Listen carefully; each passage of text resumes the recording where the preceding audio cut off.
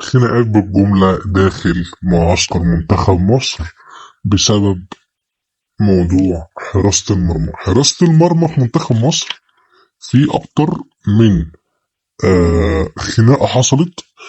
اللي مشترك في الخناقات دي هي معروفة، هو بدايتها من حراس الأهلي وحارس الزمالك. لكن المهدي سليمان هو مش شاغل خالص باله حارس الزمالك، هو عارف هو كده ملوش دور أصلا، هو رايح بس كعنصر دعم. لكن الخناقة كلها قايمة بين محمد عواد ومصطفى شوبير ومحمد الشناوي. محمد الشناوي عاوز يبقى هو اللي يقف قدام بوركينا فاسو، لان هو قال لك انا حارس مصر الاول يعني، فمستحيل ما بقاش انا موجود.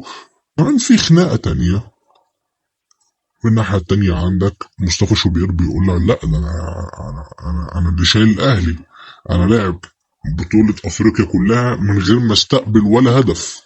الكلام ده عن الادوار الاقصائيه بدايه من دور المجموعات، ما استقبلتش ولا هدف.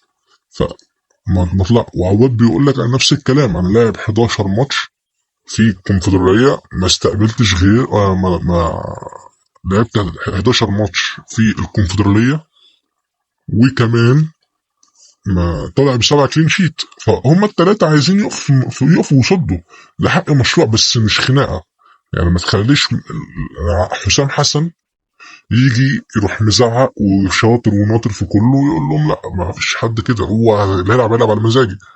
كلامك على عينه وراس، بس مش اللي هو تتكلم مع الثلاثه دول كان ممكن يقول لك لا احنا مش جايين، بس هم لا، هم جم عشان منتخب مصر. فاتمنى نادي او منتخب مصر يحل الازمه بين الثلاثي، لان دول اهم ثلاثي في المنتخب.